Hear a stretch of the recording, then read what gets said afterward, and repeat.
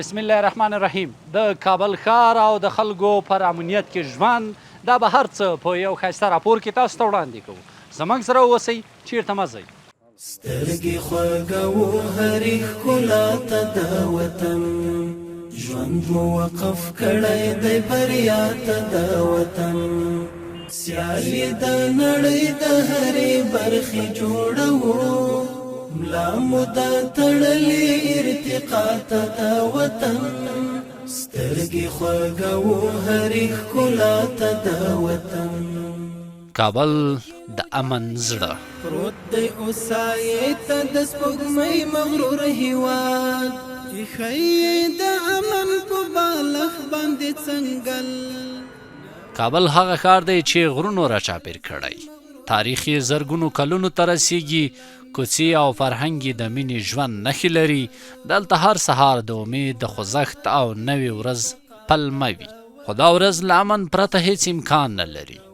د کابل ښکلا یوازې په ودانیو، پلونو او پارکونو کې نه ده، بلکې په هغه سوله او نظم کې ده چې د پولیسو زړورتیاوې تنظیموي. د ښکلا کورې د پردیو ګورې ستا شم صدقه، ته د ښکلا کورې د پردیو ګورې ستا شم صدقه.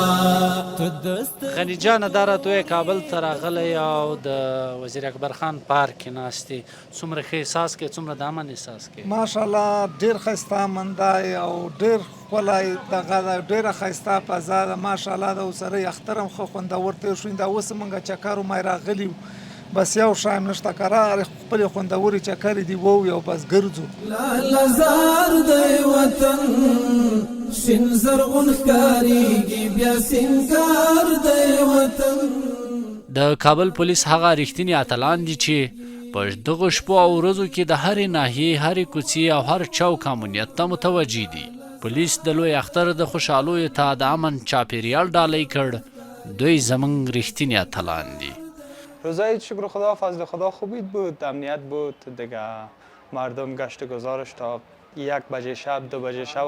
ما چون شب تا صبح می باشیم، شب روز عید است دیگه، به اون دلیل ما امنیت خوبی داشتیم نظر به قبلا. روزای عید فضل خداوند، خدا را شکر خیلی خوب گذشت دیگه. امنیت بود، رویه مردم خیلی خوب و پر از معرفت بود.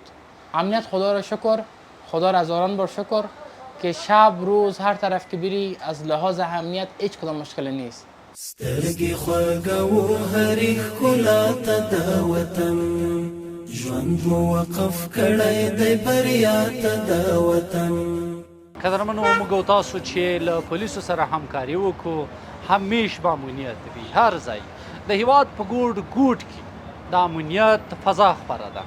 راځئ تل د پولیسو سره همکاري وکړو تر څو زموږ او ستاسو هیواد خوندي او ټولنه مو په امن کې. د ښکلا کورې د پردیو ګورې ستا شم صدقه، ته د ښکلا کورې د پردیو ګورې ستا شم صدقه.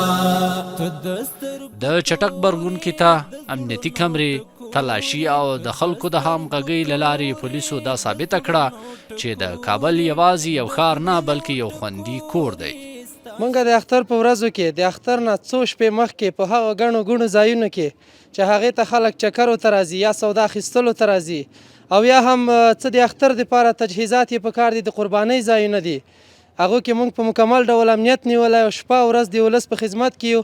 الحمدلله اختر په داسې خوشحالۍ کې تیر شو چې د هیواد په ګوټ ګوټ کې په یوه نقطه کې هم یو ټک لا نه ده شوی. ولس له موږ نه ډېر خوشحاله دی.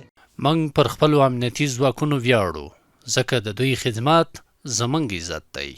کابل به ښایسته وي، خو هغه مهال لا ښایسته کیږي چې امن، نظم او باور پکې وي. دا هر څه د پولیسو د زړورتیا له برکته دي. قدرمن لیدونکو، هر ځای مو چې شکمنې کړنې لیدلې، پولیسو ته احوال ورکړئ تر څو مخه یې ونیول سي.